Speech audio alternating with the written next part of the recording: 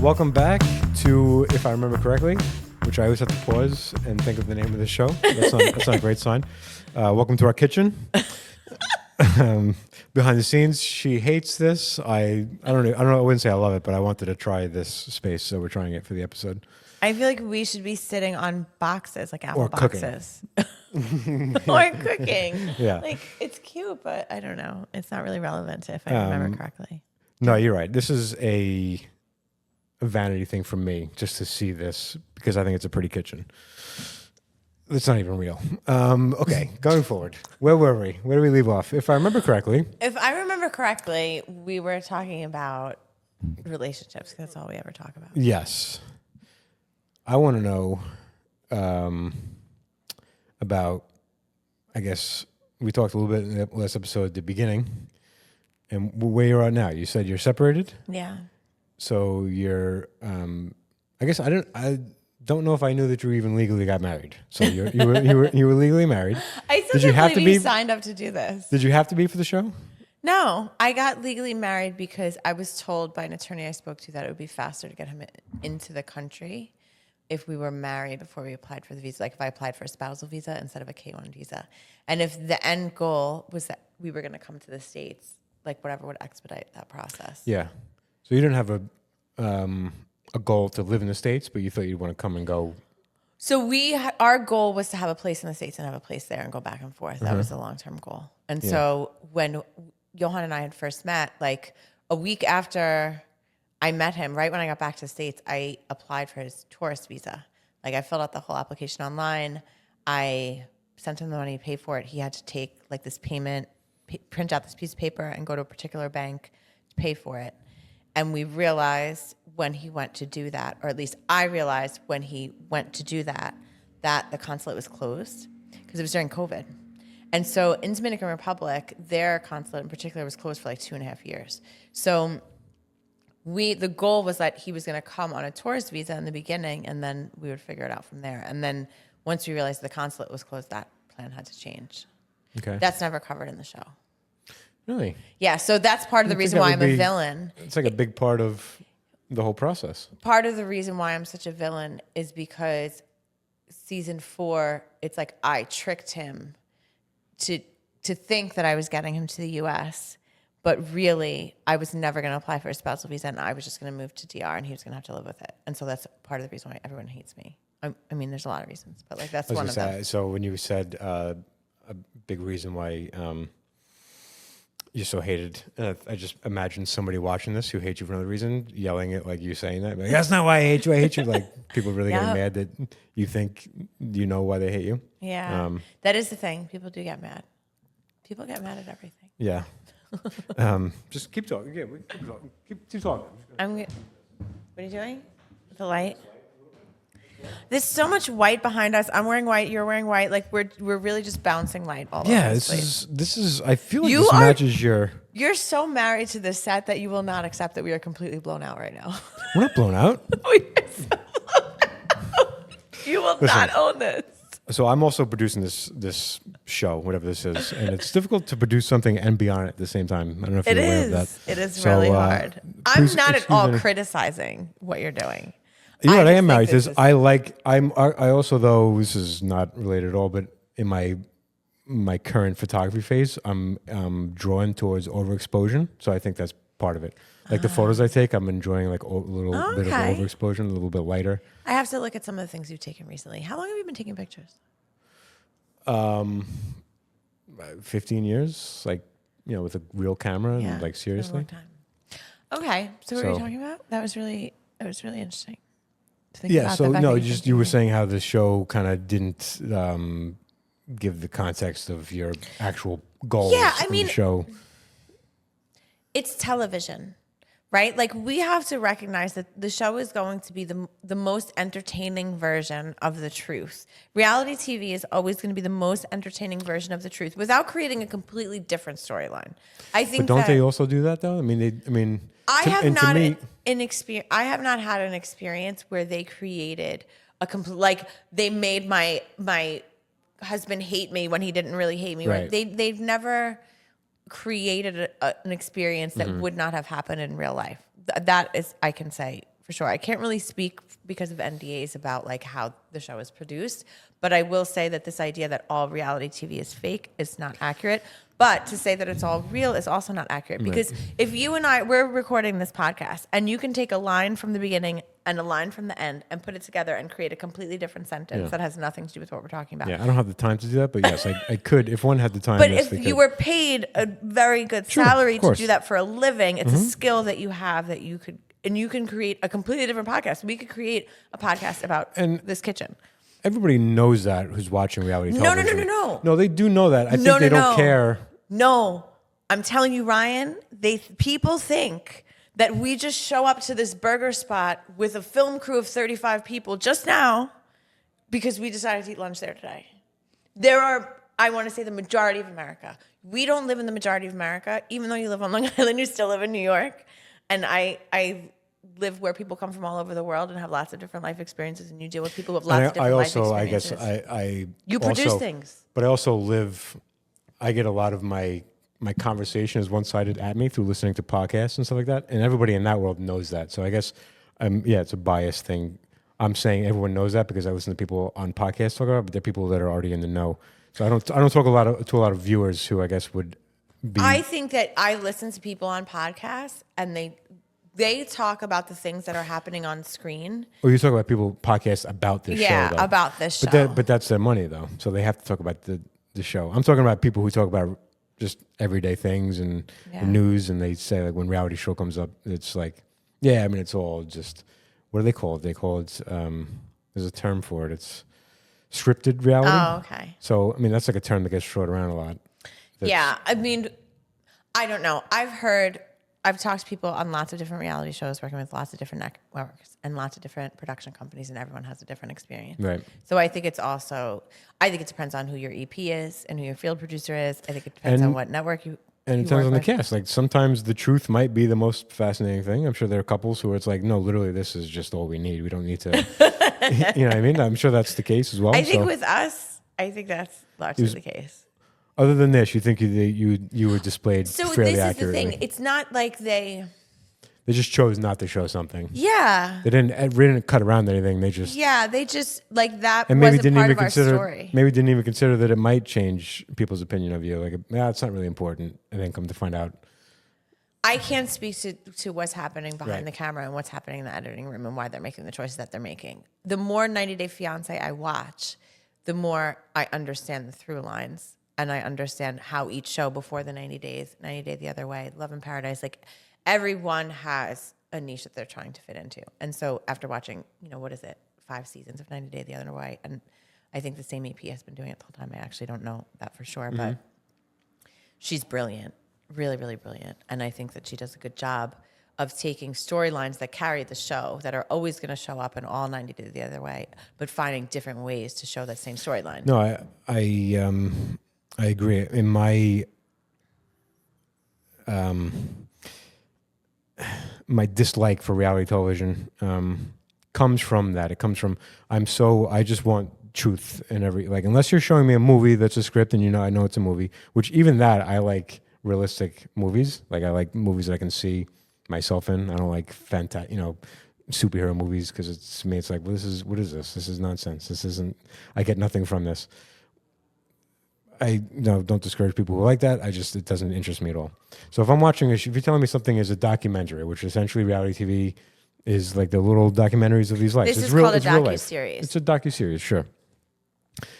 If it's exposed or even hinted at that this you're not telling me the truth, I'm immediately disinterested in that. There is no such thing as truth. But there. You show me, like, if you're cutting around things, if you're manipulating anything, then I'm not interested in it. But you have to, in order to create anything, right? You would have to watch me 24 hours a day. I understand that would be the only truth. But you're yes, of course, to have all the context and all that. I guess I'm okay with that much of editing. What I'm not okay with is, like you said, rearranging timelines and then creating a completely different. If I get even a hint of that's happening, I'm not interested. I don't want I want show me. Yeah, if you're showing me limited amounts of it, that's one thing. But if you're actually rewriting it through editing, not interested in it. I Like think it's really was. interesting. So did you ever see Making a Murder documentary on Netflix? I didn't either. I watched This a is couple. about the serial guy, right? The podcast. No, Making a Murder was a guy who he killed a guy, and it was just. But isn't that's not the one that the serial podcast was No. made after? Oh, okay. No, I don't really know the story because I didn't care for it that much. It's just I'm not these like serial documentaries about killers. It's not my thing. But I tried watching it because I like to be, as much as I'm not part of a big community. I'm always yearning to be part of a group. I just get in and Like this the is people not- who watch Game of Thrones. Yeah, I've never seen that. Me And like neither. I'm like One of the reasons why I felt really ostracized in my family was they had viewing parties, including my son. Every single person in my family would have a viewing party. And I was like, can't be a part of this world. I'm sorry, guys. well, if you're not interested, I mean, I'd watched the first episode years and years ago, didn't catch me, and I thought, okay, I'm not interested. So I just never went back. Was that the episode where the start, 12-year-old was breastfeeding? Because maybe, that's I really what can't- threw me. I don't remember, but I just remember, like, I hear that if you give it time, you really be invested. I'm like, okay, I have enough going on. I don't need, Other hours things and to hours of things to invest in. So anyway, so this Making a Murder, there's a documentary, whatever, and apparently it came out after it that they left out a lot of things. So they were trying to paint this guy as he was innocent. This guy that's in jail for murder. They were saying all the things went wrong during the case and why he's innocent and why he's potentially innocent. But then, it came out a while later that, they left this out and like he's very likely the killer of the murderer. And now there's a guy who's making a documentary about that documentary, about all the things they left out and all about like the internal Netflix emails that they said, leave this out and put music, put dark music over this to make people think that this is a bad person when he's on screen. And then this guy's whole point is like, you're diminishing documentaries at large. Like it's if people can't trust documentaries, then what are they watching a documentary for? Like the whole point of a documentary is you're providing a story, and if you're not giving the truth, you're meaningless. Then you're lying, and you're calling yourself a documentary when you're not. So, and that's kind of, I heard that, I was like, yeah, that's what I need from. If you're telling me a documentary, I need you to be documenting things accurately, not forcing a point of view, not trying to get an angle or to be the most entertaining. If it's not entertaining, don't put it out. You know what I mean? So I have a couple of things to say to that. First of all, anytime you're telling a story, if I'm telling you a story about my marriage, or if I'm creating a documentary about my marriage, no matter either way, you're getting my perspective on this experience. And at no point, you have to listen, because you're about to cut me off. I'm going to listen. Just fucking I'm gonna listen. So no matter what, and even if there are cameras on me 24/7 and you're watching and I'm experiencing, we still have a different story. Mm-hmm. There's, I used to teach this book, The Things They Carried, and one of the stories in it was there's no such thing as a true war story, because when you're in the middle of trauma, you're not remembering things correctly, and you can't actually tell what's happening in a war scene or in a crime scene or in the middle of a fight with a marriage, right? Again, I'm not done, so just let me finish. Just let me finish. Fucking white men. I'm not a white. That's nothing to do with being a white man. It has to do with being a man. Of course it doesn't. First of all, I many times I've like listen back to the last episode where I sat quietly and I listened to you talk. I was just going to add something to your point about how an eyewitness is like meaningless in a court trial because they're so frequently. I wanted to cut you off to agree with you that eyewitnesses are so often dismissed because they're inaccurate. And our memories are so, And all I can think about in this moment is the fact that I just listened to you talk for 3 minutes. 3 minutes is an 3 exaggeration. minutes. It was a really long time, and I'm trying to speak, and you're cutting me off. You're so mad at me right now. No, I think you're like, I don't let women talk as a ridiculous statement. Well, good thing we have footage. Oh yeah, we have footage of me listening to you talk. Whenever you're ready, I'll finish. This is open for you. Okay. So You're right, people. She is very hateable. I hate her too now. I'm on your side. This is good. This is a podcast about me, the inside hater. I'm going to be the voice of the people who hate you now. Go ahead. I want you to be. I think that it's important that we document this. I can only hate you for short periods of time. Okay. I don't know. What were we talking about? You were talking about So, memory okay. and, So, and unless you are present for 100% of a thing, you're never going to get the whole story. Even a documentary is, let's say I'm making a documentary about this soccer team that's going through high school 4 years, and that documentary is 2 hours. There's no fucking way that you can have everything that matters and everything that's relevant to that story included in the documentary. It's actually impossible because I've made a documentary that took me 2 years, and the documentary is 20 minutes. Do you know how much is left out of that story? And that's not because my intention is to tell the story a particular way. It's you have to have a through line. Otherwise, the story is all over the place. Like, we don't have a through line, and our story is probably all over the place. Like, if we had a through line where we were only talking about cheating, or we were only talking about language issues, or we were only talking about Long Island versus New York, there would be a lot of story that we would tell and a lot of story that would be relevant that we'd have to leave out. And I think for the makers of any kind of entertainment, they're like, well, what is the common thread that's not just going to connect me and Johan, but going to connect all of these couples, that people are going to see a through line in the show as a whole. And so I don't think that it's always the intention of the documentary creator, of the filmmaker or the television editor or whatever it is, to tell the wrong story. I think that they have to look at the bigger picture. I understand that. Yeah, I think there's a way to do that, and is that you put the important stuff in and all that. I get that. And I think each show is different, and I think 90 Day is probably interesting enough that you can tell most of the story, as honestly as you can, and which is, I think Big Brother, which I've also never watched, but I think you can watch a live cam of it. You can watch 24 hours of that show. That's interesting. So you can see all the context. People have to sleep. How can you possibly do that? But that would be really interesting, and I would actually be interested to see to talk to the people who watch that, because there are probably people who watch that. Yeah, I know. I've 18 hours. Yeah, there are. You know them, or are they people you know in real life? People that I've listened to on podcasts who have talked about they So that to me is really fascinating, because at some point the mask comes off.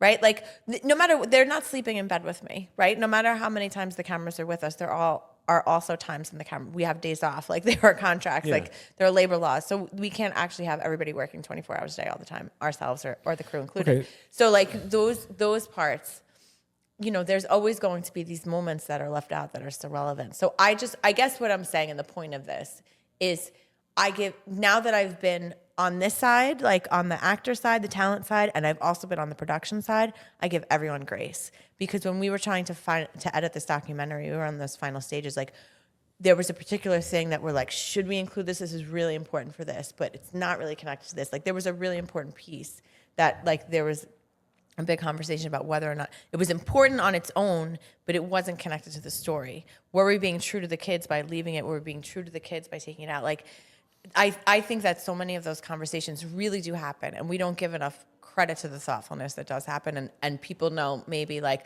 well, this person's going to get hate for this. Is this really authentic? But it connects to this. I think, myself included, I'm like, why the fuck did I get that edit?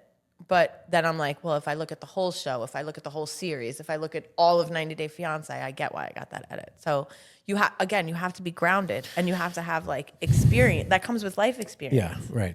If I was fucking 23.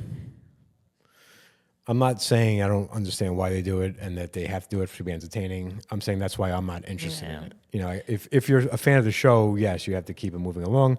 There's people who don't really even care how, like, I've listened to people have conversations about it on podcasts. They know that it's not all real, and they don't care. The whole thing, one guy, he says, I care what they show me on stage. Like, I'm watching a show. I'm responding to what you're showing me. That's all I care about. Yeah. So I get that that's a thing. I'm just saying this is why, like, when I see this, I'm like, I'm not interested in watching this. This is probably why you don't watch a lot of television too, because it's just you don't like fabricated shit. No, but I love certain things. What's your favorite show? My favorite, like, television show of all time. What's your favorite show? Like a show that you'll always watch if it's on TV, or like something that you're like really excited if the new season is coming out. Is there anything? No, nothing currently. Okay. I don't know. It's all right. I really don't watch anything. Like, I was excited about the new episode of Dave come out on FX because I liked the first 2 seasons. But, like, I was excited. I was like, oh, cool, another season of Dave. Haven't watched. That's a little dicky one, right? Yeah, in Atlanta. I have to watch. Atlanta. Like, I loved it. I thought Atlanta was, like, the best show I'd ever seen, and I haven't even watched the last, like, I guess it was like 2 half of seasons. Some of it was because I got some feedback that I heard like it wasn't that good, so maybe I was less excited. But I don't know, like I like comedies. I like sitcoms. Not like I like Arrested Development. I like I think New Girl is like a super underrated sitcom. Because I'm impressed by the writing of the jokes. Like the storyline almost doesn't even matter. I'm just impressed at how many jokes they can pack into a show. So it's like that. And it doesn't matter how realistic it is. Like it's the joke is the bottom line. But there's not the drama. Like I've watched Succession. I was like I feel like I was liking it, but I'm like at parts of the show I'm like, is this good? Like, am I actually enjoying this? And like I started the last season, which everyone said how good it was, and I watched 3 episodes. I was like, I don't care about these characters at all. I'm out on the show. Like it's just, and even that seems like it's pretty realistic and it's it's well acted. I don't care. So I feel a lot of these shows, like there's so many dramas. I start like I watched Breaking Bad. At the end of it, I was like, I don't know, was that good? Yeah, I feel like because your passion is comedy, you're gonna watch shows that are aligned with your passion, right? Like, No, but I like because I like movies. I like dramas. Actually, and I'm stealing this from a comic named Joe List, and he said this once. I was like, that's it. That's my issue with it. He said he likes comedy TV shows and likes dramatic movies. Because the problem with dramatic TV shows is they never have a story. That they have characters and like they have a premise for a show. This is a family who's this. There's not a beginning and an end. There's not an end they're trying to get to, except some there are. I think The Wire, there was like a story they had, like they wanted to tell this story, and they knew how long it was going to be. But in a movie, it's like they have an ending in mind they're going to get to. When you're writing a drama, it's like, all right, what could happen next to these characters? It's like so you don't really know where you're going. You don't know the arc of this story. I want to know that you know that. But in comedies, that doesn't really matter. It doesn't really matter where the characters end up. It matters what happens, what jokes you get along the way. So like. I don't really like a lot of comedy movies. I like dramatic movies. I like comedy movies as well, but I'm definitely more drawn towards like, Past Lives. Have you ever seen Past Lives? No. That was like come out recently. I just ripped my heart out. It's great. okay. Yeah. As I'm listening to you, I'm trying to think about what kind of television and like media I'm drawn to, and I think when it comes to documentaries, I want to learn something. Like I want to walk away smarter. Sure. And then when it comes to television, I want mindless entertainment, or I want to learn something about what I'm doing in the world. So like now I watch a lot of reality television because it's the work that I do. Like I live in this world. So I kind of want to see how other people do this work. I want to see like how this work impacts characters. So now I don't just like watch them on television. I also follow them on social media. I see how they interact with other people because everything for me, I think all of life is like a sociological experiment. That's kind of how I look at life. Like I look at it, how I'm participating in it, but then I also try to step outside of it and be like, okay, how is this, reflected in the bigger world? Like I really look at everything like a science experiment. I don't know if that's like a teacher thing or a spiritual thing, but it's hard to, I don't know, to not look at it as like fuel for my work. And I think you're saying the same thing. Cause like, most of what I watch honestly nowadays is like YouTube videos on how to do a thing I'm trying to do. Like something aligned with your passion. I watch I'll literally just put on like tutorials on Final Cut Pro just to see like, hey, what can I learn about Final Cut Pro? And it's because if it's not helping you evolve, it's not really worth your energy. Yeah, and like I envy people who like to just put on a show and sit down. Like people who come home from work, get dinner lined up, and then just like, all right, what's on TV? I can't relate to that at all, but they seem happy, And I'm happy too. Like I love doing what I'm doing. I'm finally at a place in my life where I don't hate my job. It's not a career that I wanted to ever have, but it's the whole like what's that like Buddhist thing like carry water. It's like just like the purpose of doing the thing itself and like being of service should be enough. So like I'm like I like the product. I like the final result of my job. I benefit. Like I like to go out to eat, and my job helps that happen, and I value that in life. You see your job as an investor. Huh? Your job as an investor in your life. Like that's a lot of people who do entrepreneurship but have like a day gig. We always say like that's like a common thing. Yeah, no, but I didn't even mean like that. I mean like literally the job that I'm doing is to service the food industry, and I love going out to eat Oh, in the food industry. It's like it's both. Like it gives me money that I can do all the things I love to do, but this is also literally the thing that I'm doing. It's like I'll go to a restaurant and I'll be like, oh, I want to come back in here and eat here, and it's like if my job didn't exist, they couldn't do the thing that I want to come back and do. I love it. And I mean, I think your job is I get dope. to see different things, and I'm like, it's Yeah, no, I think. I mean, you've been doing it for a really long time, and you've obviously It's learned like a lot for the about listener, I should tell you, like I drive a truck. I drive a truck. I do Uber part time. I produce podcasts. I do stand up intermittently. I'm like incorporated as a photographer, and I'm still broke. But like I enjoy doing all this stuff, and I feel fulfilled, and that's good enough for me. That's my backstory. Okay, we'll get back. But that is. I feel like that's a whole series of podcast episodes in and of itself, because to say that you do all these things but you're still broke, there's something so wrong there. But I'm not saying like I'm not like downtrodden, like, oh, I'm broke. Like I'm broke because I spend money on stuff that I know broke. I just mean like I have credit card debt. I don't consider myself broke because I could be worse. Like I like my living situation. I like my car. I'm constantly buying new technology. So yeah, I know I'm not broke, but I don't have the things that people like see when like I don't have a big house. But if I didn't do all this stuff, I could have that if I wanted to. That's not my interest. I think I say that because people say sometimes that I'm broke because I don't have all of those things. Like I don't have a big house. I don't have a boat. I don't have a car. Like these are all the things that a lot of the people in my life value. So like, oh, she's broke. And I'm like, I only fly first class. I have been many places in the world. I get to travel wherever I want. I have complete freedom. Yeah. Like I work when I want to. I don't work when I don't want to. So like whenever someone says that I'm broke because I don't have the things, I try to correct that language because I'm like, I'm in debt. But I'm not. Yeah. I don't consider myself broke. I'm in credit card debt, but I don't care. But I don't. There's nothing in life that I want more than what I have now. Like I live in a 1-bedroom apartment. I'm rarely there, and when I am there, it's like I'd there to throw a bunch of stuff, to work on my laptop. Yeah. If I had another room, what would I do there? Like I don't know even what I would do with it. Like, with my old apartment, I always used to call my bedroom my studio apartment within my giant apartment, like a giant apartment I had. I literally stayed in my bedroom. I would go, and when I was there alone, I used my living room a little bit more, but I really just lived. Everything I did was in my bedroom. Yeah, well, I guess what I would do is I would turn that into a like a podcast studio, because my living room currently is set up like I do a podcast out of my living room, and it's I just keep the mics like if I sit down and watch TV, there's like a microphone right here and like a camera just off to the TV. I'm watching, Yeah. But I think that's purposeful. I stopped using my home to entertain. I stopped letting people in my house. Yeah, I don't care. I let people over. I'm like, this is like I don't. How I live. Yeah, I don't care. Like there's. Yeah. I think that there is a world where we get to do all the things we love. Like there is a world where you only do what you love. Like you only make podcasts. And I feel like we have the same fucking conversation for the last 20 years. It's like me saying you could do more, and and you saying, no, I don't want to. This is exactly what I want to be doing. And so we can have that conversation in circles forever. Which is probably not completely true. I would love if I got to just make a living by being a photographer, but I shot a wedding last weekend. Like I haven't photographed a lot of weddings, but I did a wedding. So stressful. It's like. But think about Diana. She never did weddings. She never did bar mitzvahs. She only did lifestyle photo, and she literally just did it. She just decided to. Yeah. She lost her job, and just did it. Yeah.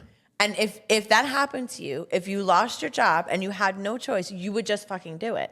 And so you have to treat things as if there's no plan B. Yeah. My problem is I don't have a focus on photography wise. Like I do portraits and I do landscapes. It's a choice. You have to pick one. Right. And I saw a guy, like I don't usually like videos of people saying like, oh, this is what I did to get my success in photography. And I was like, every case is different. Like you don't know my personality. It depends. But one guy said, he goes, have a focus. Like if somebody goes to your Instagram page and there's landscapes and there's portraits and there's this, they're going to be like, I don't know what this guy does. So I'm like, yeah, I have. What do you enjoy doing the most? Landscape photography, but there's no money in that. There is if you put it on like images where people can buy them. Yeah, I have. They're on 2 sites where people can go and buy my images. Nobody buys them. I've sold images, but you don't make money from that. You make money in photography for paying you to show up with a camera. You don't make money for taking pictures and then trying to sell them. You can, obviously, photographers do. People want pictures, and I've sold photos. But you have to get to such a certain level. Mm-hmm. But you got to get paid before you show up. is how you get paid and make money in photography. Okay. Like, come shoot my wedding. Come take my headshots. Come, I think there's a way that you could do that where you were illustrating something, but where you're doing like book illustration. I'm just saying, I think that you limit yourself in saying, I can never make money in this, instead of saying, how can I make money in this? This is all I ever want to fucking do is take pictures of trees. Bob Ross figured out how to create a whole fucking career painting happy little trees, right? It's all he did was paint trees and mountains. Not particularly interesting for me. I've never wanted to paint a tree or a mountain. I never wanted to buy a painting of a tree or mountain, but there are enough people in the world. He made success because people like to fall asleep to him after school. Whatever it is. And I find it very funny. So like if I wanted you to come, Architectural Digest would love some landscape photos of the back of this estate. Like there are ways that you could have conversation with landscape photographers who make boku bucks, and you could be like, okay, I know it exists. A friend of mine does Watching New York. You follow that account? Yeah. So I grew up, we went to school together, and he for years just hung out in the street, taking pictures of people walking down the street, didn't make any money. Now he's got he's got, I don't know if he's making a ton of money from it, but he's got a big following. He's got a career, and he makes some money from it. So I'm not saying it's not possible. It's just I don't know that my personality is like I don't have that drive. I'd rather just it's just fun. Like I enjoy doing it. People, and my cousin said this once because he's a musician, and people keep telling me, I hope you make it. I hope you make it. He goes, I don't work. He goes, I teach music every once in a while. He goes, but I play gigs out. I make my own music. He goes, I don't have a job. He goes, what is not making it about that? I don't go to work. I play music for a living. This is what I make. What do you need me to do to make it? Yeah, that's kind of the argument that I have. Like when everybody feels like they watch, I think my relationship, it's so toxic on television, and people are so worried about me and they're so concerned. Like, are you okay? Are you okay? And I'm like, of course I'm okay. You're watching it on television. Yeah. Like you're watching my relationship on television. Just the fact that I was able to pull that off and get there so that people are now paying attention to me and listening to what I actually care about when they come to my Instagram page. Like it doesn't matter if you're coming to me to hate me. If you're watching me all day, every day, at some point, you're going to learn something from me. Just like if I listen to you all day, every day, it doesn't matter how much I hate you or whether or not you have anything valuable to share. I may not think you have anything valuable to share. At some point, I'm going to learn something either from listening to you or from my hate for you or from something. So I always feel like getting to that screen, getting to that platform, as long as I can navigate all the hate that's connected to it, it's always going to help me elevate the work that I actually care about. So, my marriage is a blip. My marriage is a blip in the world, in my life. When I think about the relationships that I've had in my life, it's 2 years. 2 years is nothing. I've had relationships that last 5 years. I've had friendships that last 20 years. I've raised a kid for 23 years. 2 years in a tropical country. I'm all right. Yeah, and it's about most people don't even know what they want out of life. Like you said something last podcast, and I didn't want to cut you off because I'm a kind white man, but I forgot to say it but you were saying people get jealous of you because you have something they don't, and I think a lot of people don't even know what they want. I think they just go through the motions, and they don't even consider what they want because it's a daunting task to have to go get that. It's like if you're just I got the house, I got the family, and I'm good. I go to work, and nothing really crazy, but it's fine. You don't consciously know what you want, but subconsciously, your soul knows what you want. If you sat in meditation, if you went to, my assistant did a week in darkness, 7 days in a dark room, complete pitch black for an entire week. If you don't learn something about what you want after that week, there's something wrong with you. Yeah. You just have to sit still long enough to get the answers to what you want. And most people don't, and that's not even a dig at you, but I think most people just don't even think they have an option. Don't even think that, my kids, whenever I ask my students, well, what do you want? They've never been asked that, especially immigrant students. Nobody's ever asked them what they want. Yeah. Everybody's told them what they're supposed to want. Yeah. But nobody has ever said, what's your dream? Mm-hmm. I want to be a basketball player. I want to be a football player. It's bullshit. That's what somebody told you you're supposed to want. Right. That's what media told you to want. That's what your father, who's a baseball player, told you to want. Somebody told you to want that. But if I threw you in a room as a kid with a bunch of different shit and watched what you played with, and whatever you played with the most, regardless of whether or not I valued it, if I just watched what you played with the most and saw what you enjoyed the most, and then I kept harnessing that and use like the Malcolm Gladwell philosophy, gave you the 10,000 hours to just play with that fucking drum or whatever it is, you would be amazing at that thing and could monetize that thing and could be successful with that thing. But we don't foster growth in that way. Like your education wasn't like that. And so you've never been offered an opportunity to just throw you in the ocean and figure out how you learn to swim. Whereas like someone who's in survival mode, I have been thrown in situations that are crazy, and it's like, well, how do I want to survive? Because right now there doesn't look like there's any way I can survive. So like if I had to do a thing, would I waitress? Would I bartend? Would I sell my body? Would I write a book? You know, like what's the thing that I'm going to do first and fastest that's going to make me the least miserable? And then that helps me figure out what my passions are. Okay. Here's my concern with that. If everybody in the world is doing what they want, I think this has been brought up before. Like we need plumbers, electricians. We need these people. So we need waiters and waitresses. Unless somebody has a burning desire to be a waitress, how does society function? Well, if everybody's I may living not the want to dream? be a waitress, but I may love to communicate. Like, I don't know that I want to be a waitress as a 3-year-old, but when you come in the room, I might talk to you and offer you something that you want to play with my crayons, or you may come in the room and I may be able to conversate with you in a different way. And someone else might come in the room and I'd be able to work with them in a different way. And then my teachers understand, well, that person can work in any group.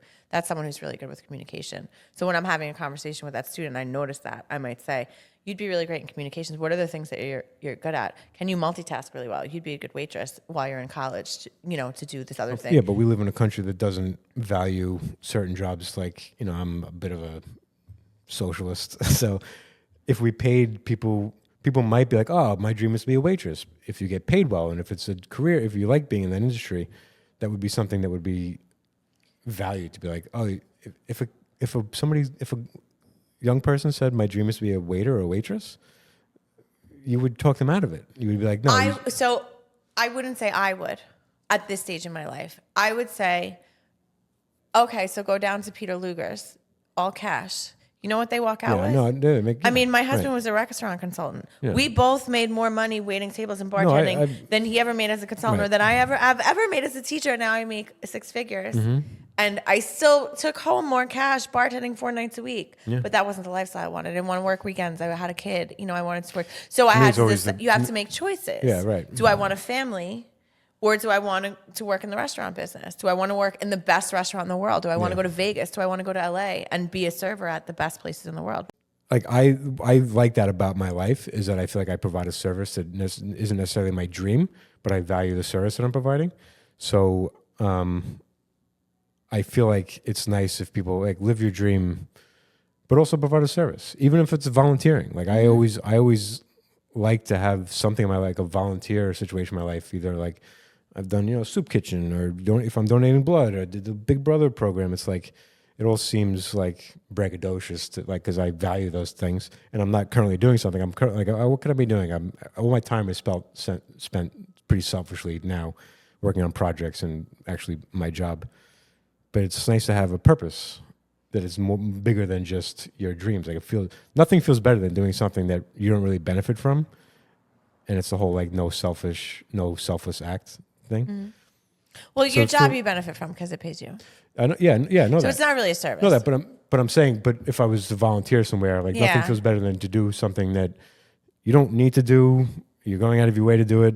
It feels great to do those things. That's cool at yoga. So in yoga, one of the elements of our practice is you have to do that. You serve God, because in serving others, you're serving God, and in serving God, you're serving the self. So whenever one of my teachers would say, whenever you're going through a really hard time, call someone and ask what they need.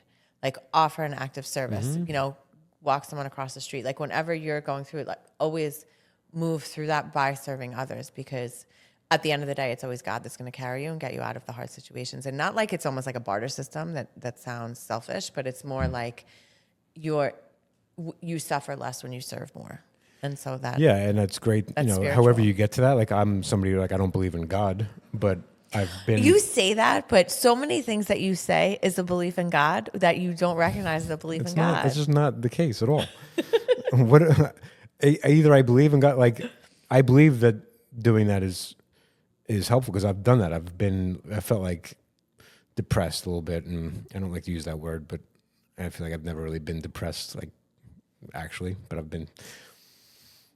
I just like depression to me is like something you can't almost put a finger. I've been sad and like upset, but I've always known why I'm sad and upset. Like depression sometimes is almost something you can't even put a finger on. This is a whole different podcast. Okay. Anyway, I've been like upset at times, and somebody's asked me for help, and I've helped them, and I felt better. So I know I know that works, but it has nothing to do with God. Like it doesn't, like I've cut out the middleman. It's like doing service. Like it doesn't need to go to God first. I can help that person. I immediately feel better by helping somebody. Like it's just I've filtered out the God aspect of it. Because when you're helping someone, you're acting as God. Yeah, but you're bringing God. Like, there's no reason to bring God into it. Like, if I feel better, that's good enough for me. Like, why bring God into it?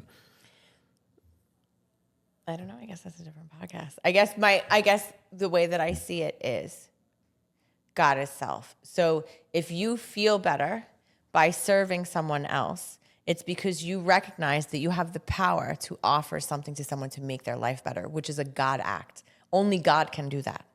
So from a spiritual perspective, that is God working through you. We are all vessels of this higher power, whatever the higher power. And I say God, but it could be the universe. It could be, stars. It could be science. Whatever it is you believe, it actually is all the same thing because we can't define God or the universe or whatever that is. So whenever you are serving someone, you are acting as a God in changing their life circumstances. So that's why it feels good, because you're acting in your core self.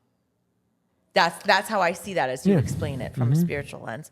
So from an atheist lens, or is it agnostic? How do you identify? Agnostic. From an agnostic lens, it's more like I feel better because I have the power to do something to make someone else feel better. But that power, where does that power come from? What is the origin of that power in yourself? It's purpose. Who gave you your purpose? Why is your purpose and my purpose different? Do you think that's DNA? Why do you care? I don't think what the purpose is. I think just having a purpose feels good. Yeah, but where do you think that purpose comes from? You think it's just like a deck of cards and like you got the ace of spades and I got part of the human experience. Like our brains are just designed to like feel like we need a purpose. Like it's kind of arbitrary. But why is you think it's just we arbitrarily have different things that we love? You arbitrarily love Yosemite more than I do, and I arbitrarily love the beach more than you do. That's completely random. It's like I think it's based on very minute things throughout our childhood and things that I felt better this time when I experienced this, and I like to revisit it. And it just makes me.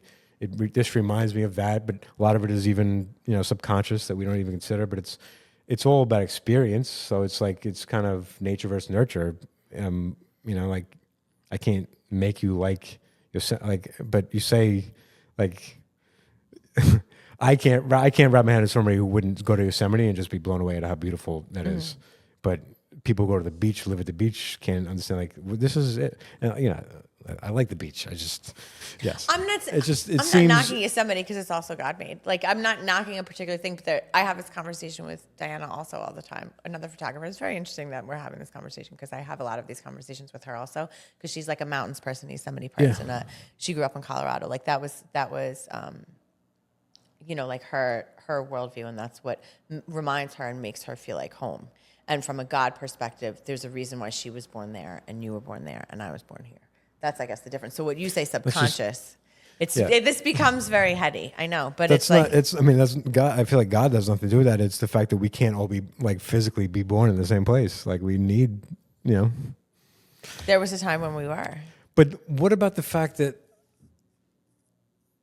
like, there's countries where they don't have any access to the information you have to even know about this stuff that you know about? Like, give me an example. Those villages in Africa that don't have never considered things that have happened outside of Africa. So their entire world in these villages is based on their spiritual practice. That's those villages in Africa. You're not going to find more spiritual places. I know that, but their spiritual practice has nothing to do with there's other spiritual Judaism. You can't tell them that they're wrong, and that has nothing. So you tell if you're saying a higher power, it doesn't matter. It's this, it's that. It's like so. So you're talking about religion. Religion tells you that your God is named. I'm not talking about religion. I'm talking about spirituality, and some people's is overlaps. Their spirituality is their religion, and just think oh, I'm sorry, you didn't. I guess so. When you're talking about God, you're looking at it through a lens of a religion. So, like, if I practice Judaism, my God is not the same as your God as a Catholic.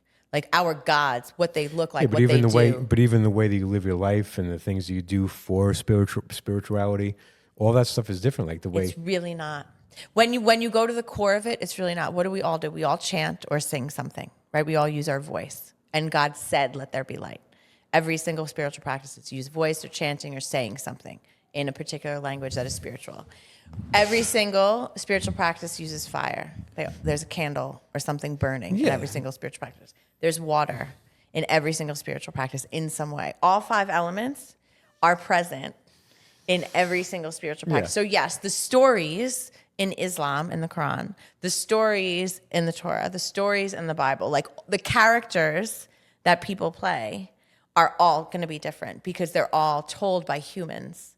But the core of spirituality is actually based on the elements. And when you start to look at it that way and look at religion through the elements, you understand that whether you believe in the Big Bang or you believe in Jesus or you believe in Allah, like it's all rooted in earth, water, fire, and air. Yeah, but because us as humans, we have a reaction to those things. They're beautiful. They're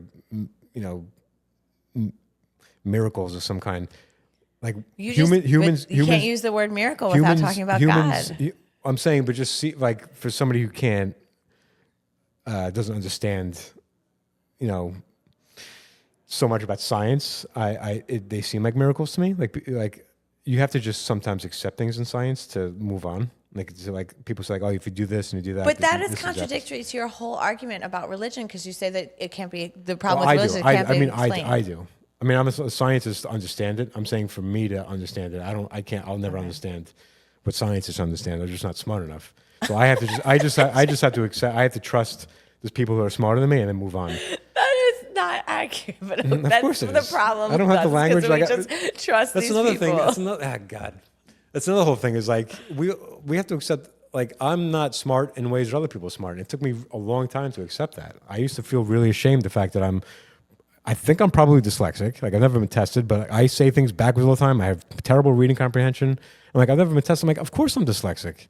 Like it makes total sense. And I've always had shame for the fact that I can't really read because I can't retain anything and it puts me to sleep. But I'm like, okay, I'm just not smart in that way. Like I'm a thoughtful person. I like these conversations. Like this is how I learn is through conversations. It's like it took me 40 years to accept the fact, like, all right, you belong over here. Like you don't have a science brain. You just don't have the brain to take that in. Like you don't. So yeah, of course I'm not as smart as scientists. I don't have any shame for that. Like but they're not as socially smart as I am. Like they can't. They can't communicate with people the way that I can communicate with people. Scientists aren't fun. Like Yeah, like Neil they're deGrasse all- Tyson, I think is so entertaining. Yeah, well, he's good because he can talk to people, Right, but most yeah. scientists don't. Like Alan There are Alda, so many Alan scientists Alda who are going to taught be a so mad at class. you right now. Well, there's exceptions. It's the rule, and there's plenty of scientists that know how to communicate, but they know they've worked in labs with people who's like, that's a weird dude. Like they know the person I'm talking about. Alan Alda used to teach a class at Stony Brook University. He was just teaching improv to doctors so to get them to learn how to communicate with other people, like interact with other people and not be so rigid, to like be more like playful with them. So like, yeah, that's a missing part of them. Can I just, I sometimes I see like a description of a podcast. I'm like, oh, it looks like a podcast I like. And then I'm like, yeah, I want to listen to a podcast about this. And then you start talking. The podcast is not about that at all. And I feel like we've done that here. And I apologize to anybody who's made it this far. We'll do better at staying on track, but we won't. But everything's connected. Like Everything is connected. Everything is All connected. one. I know that, and I say that as somebody who doesn't believe in God, but I think everything in the universe is connected, and everything matters, and everything gives context to the next thing.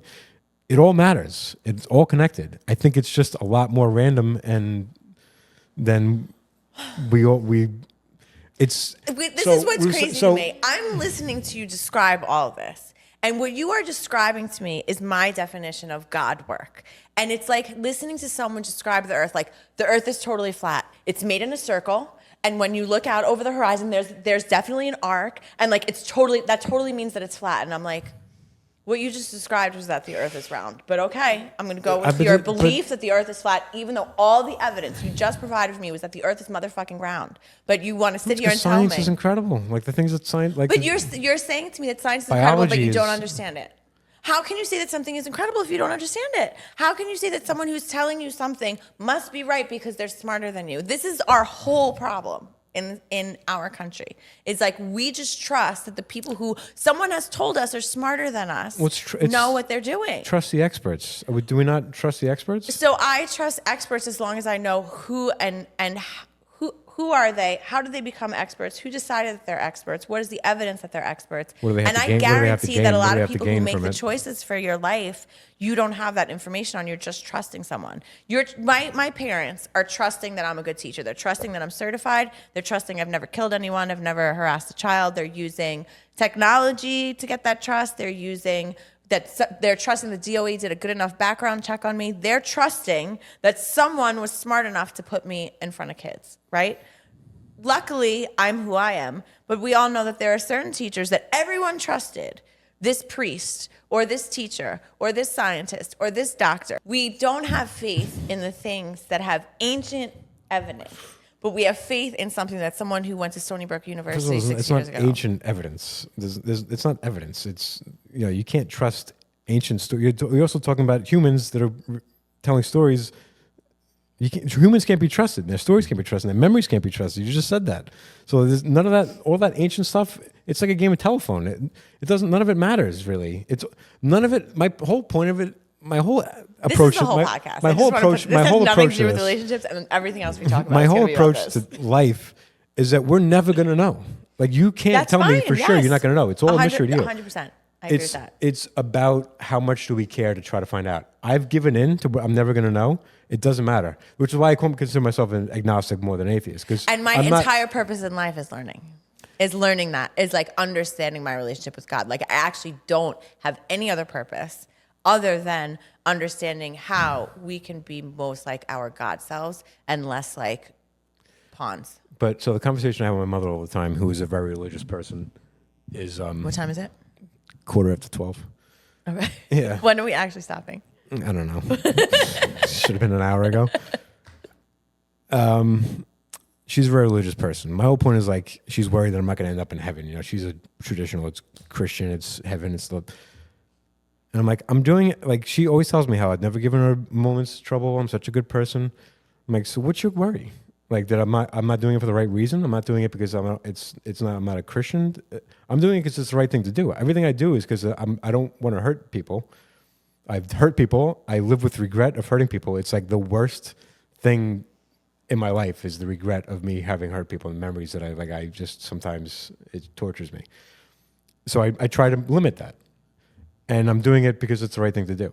So you're going to tell me I'm going to die. I'm going to get to the pearly gates and go, you did everything right. You just didn't do it for the right reasons. That's the heaven you want me to go in, Mom? Like that's, you know what I mean? That's religion. And that's the problem with spirituality. It's unfair to you religion, to compare religion. spirituality. I don't agree with any dogma, and it's why I've never really initiated into any faith. I was baptized, so when I was in middle school, everybody that I went to school with when I finally got to West Islip had already been in religion for years.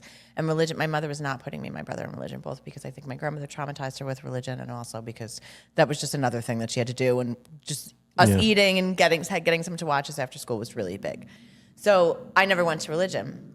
When I was in 8th grade, I found out I couldn't get married at St. Patrick's Cathedral if I didn't do my communion, my confirmation, and my dream was to be married in St. Patrick's Cathedral. I always had a thing with churches and cathedrals when I was little. Listen, they're beautiful. It had nothing to do with Jesus. Yeah. I mean, I did have like bleeding Jesus all over the house, and my grandparents did raise me, and they were very religious people.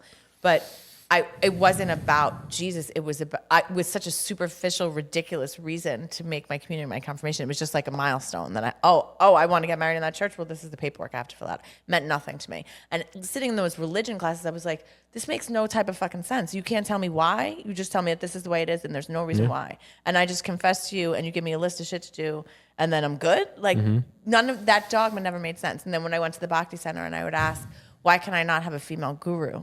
Nobody could answer that for me. Why can Muslim men have 4 wives and women can't? And like, there are people who have answers, but none of the answers never never really satisfying resonated you. with me because I'm like, my God wants me to have complete control over my own autonomy. My God wants me to be happy in my marriage and not ever feel like I'm serving someone. My God, and it took a long time for me to say, well, this is this story. And I think teaching religion as a history teacher really also shaped this for me because I had to go, wait a minute. I was translating all of these religious texts into 15 different languages for all my kids to teach a unit on religion. I was like, it's all the same fucking story. It's all the same story. And we just call it all different shit, but the 10 Commandments, they're pretty universal. There's a couple of things that change. But for the most part, Abrahamic faiths are one way. And then you have indigenous faiths that are all focused in nature. So like the Iircs are all representatives of earth, water, fire, air and ether. The Hindu deities are all somehow connected. Greek goddesses, Roman goddesses, and gods, they're all connected to nature in some way. So ancient and indigenous practices are very different from like the Abrahamic faiths and the Christian faith, things that are rooted in Abraham. But at the end of the day, even when you look that broad, when you look at every spiritual practice in the world, there's always a candle, there's always water, there's always chanting, there's always coming group. back to that. It's true. It's always stillness. Right, There's because always we feel a way towards it. We feel like it's like when we're around water, when we're around fire. But why? It's not a coincidence. It's human. It's like because what is out there is in here. We have elements of earth. We have elements of water. So that makes us human. It doesn't. That's all that means. No, it makes us the same as the land that's around us. And the only thing that can create us and a tree is a God. Okay. Well, I think we're out of that time. episode. I'm sorry if you wanted to learn more about 90 Day Fiance. I did as well. And yet here we are. I think this should be our first episode. I can't imagine that being the case, but Are we done? Are we doing it? I think we're done, yeah. Okay. So thank you for listening or watching, whatever it is. If you're watching, sorry about the kitchen. And we'll see you next time.